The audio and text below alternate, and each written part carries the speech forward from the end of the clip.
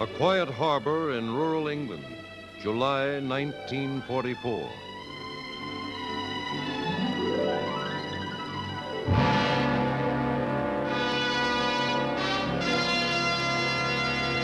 Every hour more are returning from the Normandy beachhead. Many of them on stretchers. Some are shipmates of the Coast Guardsmen in this barracks. It's hard to forget that. It's even harder to forget the others who will never come back to us.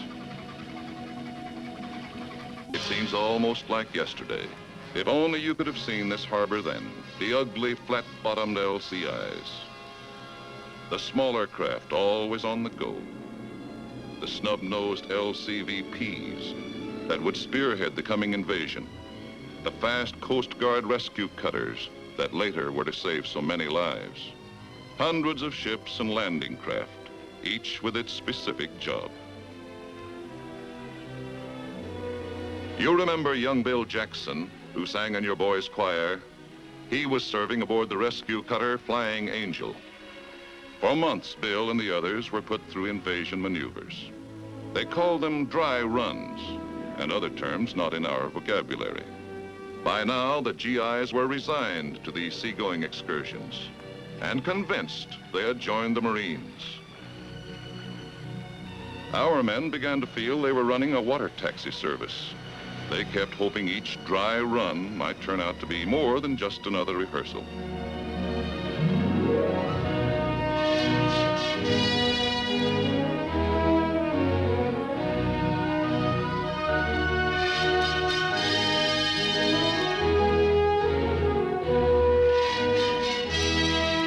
Whenever the flotilla lost sight of land, you could feel the growing tension aboard ship.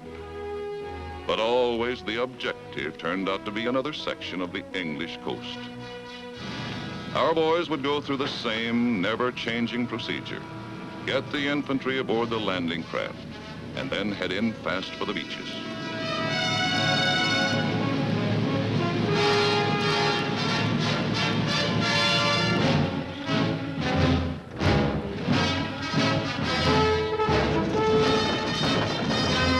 Soldiers and sailors all thought they were pretty good by now. They were, except for a few minor kinks.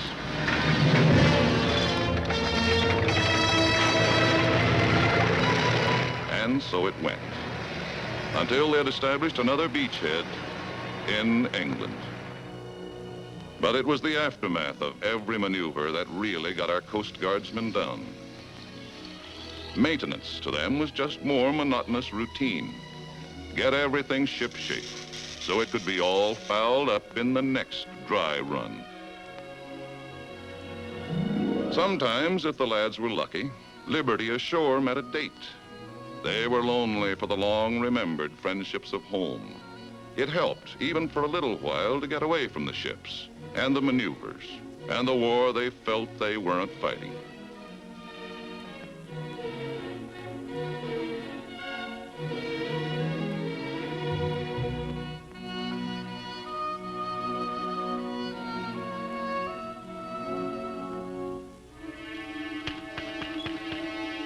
But their hours ashore ended all too quickly. Another day, and once again the harbor swarmed with men and ships.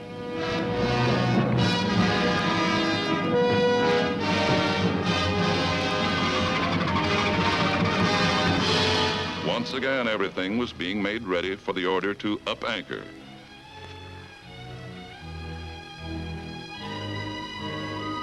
The LCVPs ferry the troops out to the waiting transports.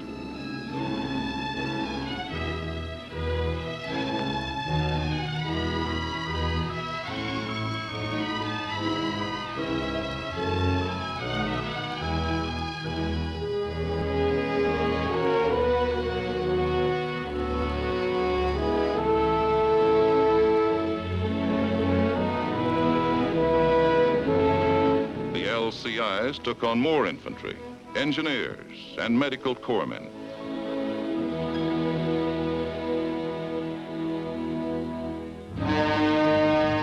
Every man had done it all 100 times before, Every ship and landing craft fitted into the operation like the parts of a jigsaw puzzle.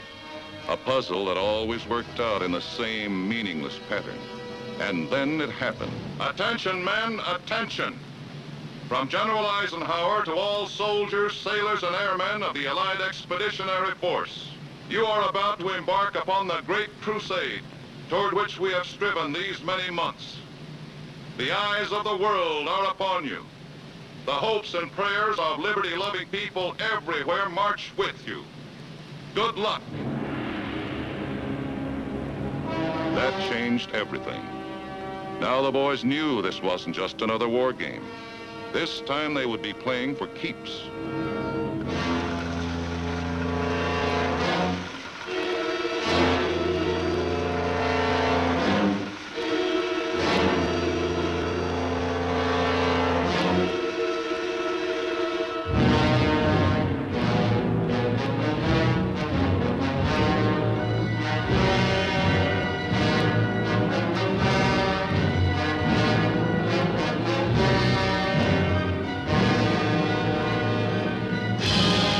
Huge floating piers of concrete and steel to be used in the construction of our invasion harbors were towed across the channel.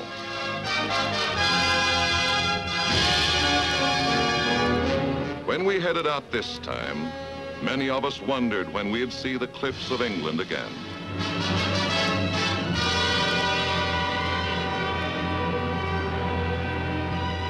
Hour after hour, our passing bomber fleets filled the Channel skies.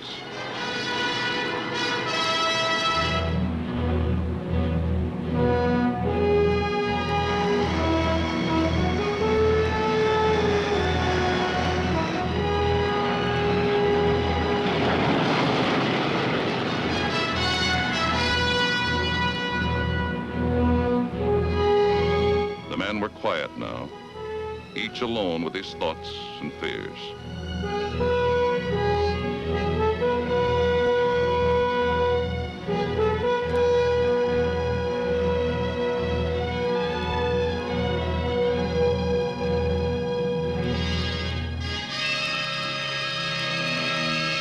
We spotted a lone enemy observation plane.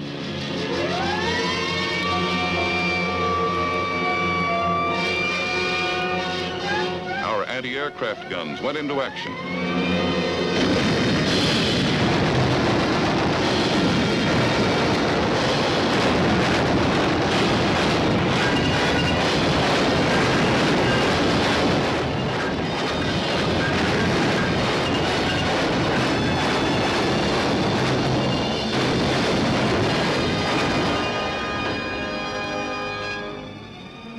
The enemy might suspect our coming, but when we would strike and where was a secret we meant to keep. All that day, following a zigzag course, we moved steadily and stealthily toward our appointed rendezvous off the coast of France.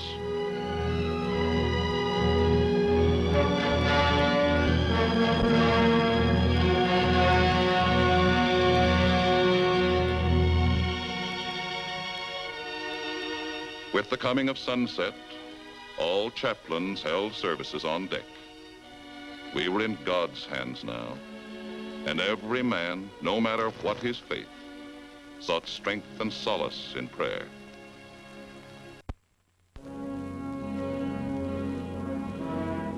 At dusk, we arrived at the rendezvous and hove to under the welcome cover of the deepening night.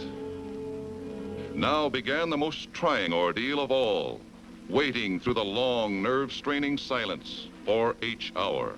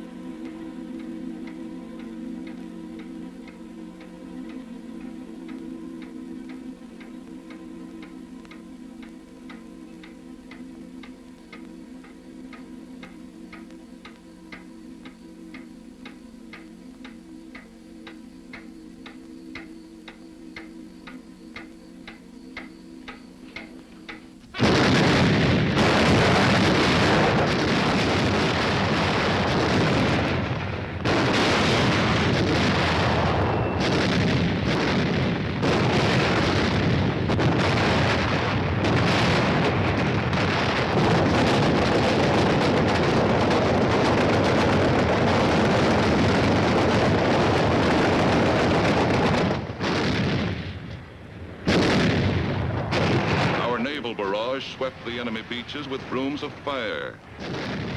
And by dawn, the smaller landing craft were in the water, ready to take on their cargoes of infantry.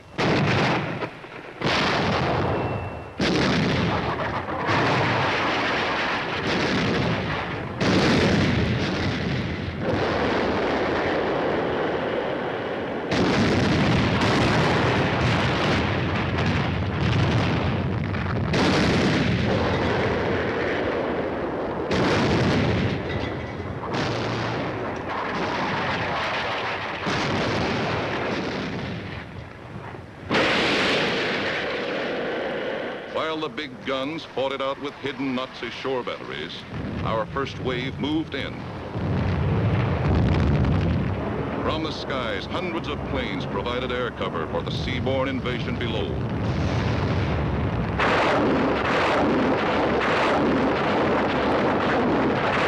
While operating inshore, vast rocket boats showered the enemy with their rain of death.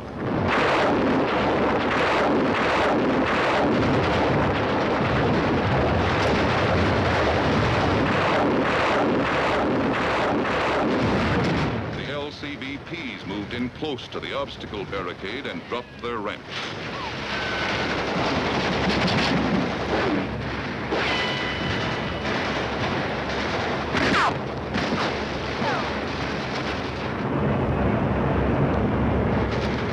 Through deadly enemy machine gun and mortar fire, the troops waded through deep water to the shore. Many never reached it.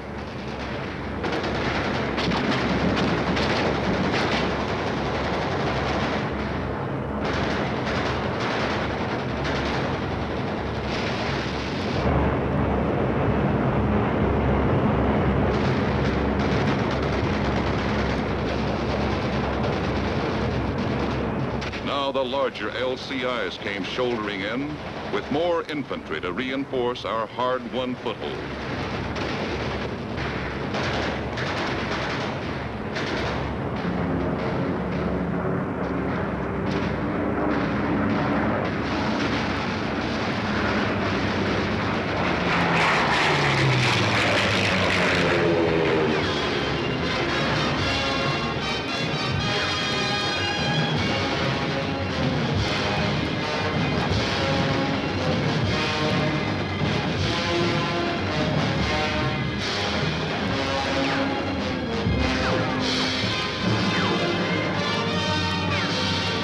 Coast Guard rescue cutters were already going about their grim business of picking up the wounded and the dead.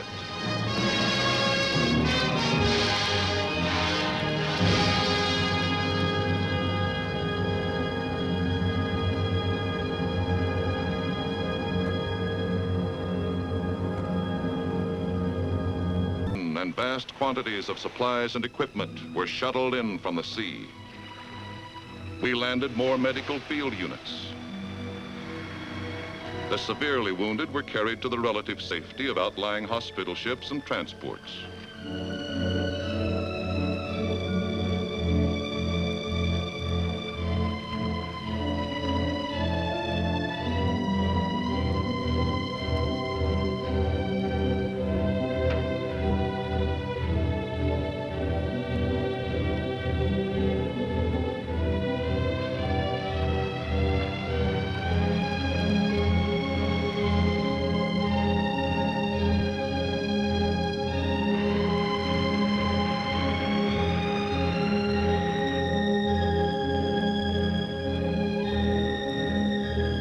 The two-way traffic never stopped. The wounded going out, the ever-growing tide of more men and material pouring in.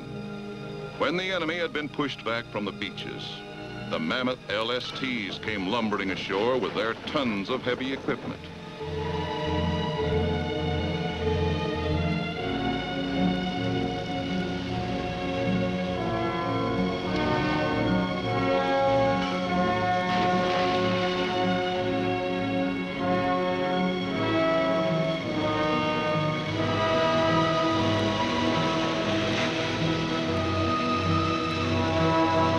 Our beachhead to Berlin was established.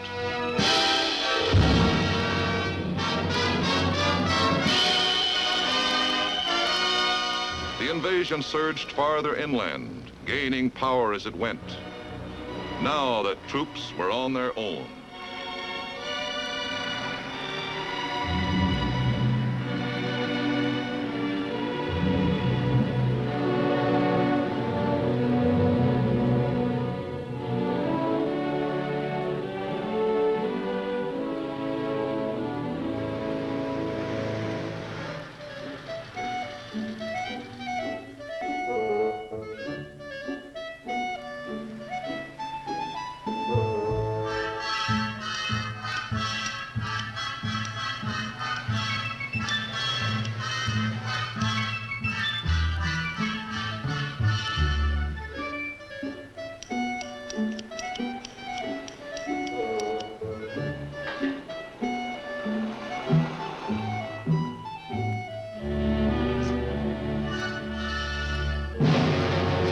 As the Allied armies rolled forward, thousands of German prisoners were filtered to the rear to wait until we had time to evacuate them.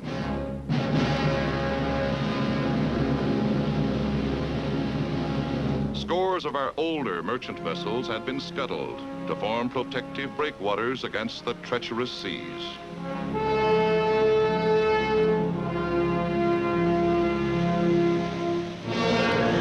But now the full fury of a Channel gale swept our invasion coast.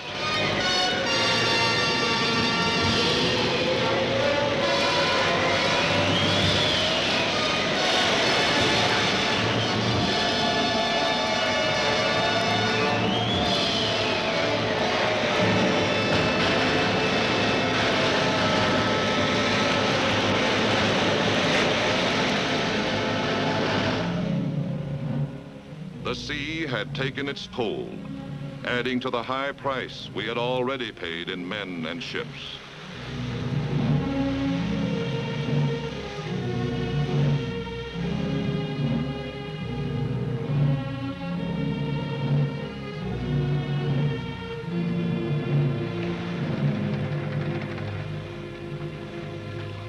The Flying Angel was among our Coast Guard losses. Young Bill Jackson will never sing in your choir again. I have already written his parents. That's the hardest part of our task. Those last letters we of the Chaplain Corps must write. There are so many deeds of courage and sacrifice that cannot be measured in mere words. They must be recorded by a much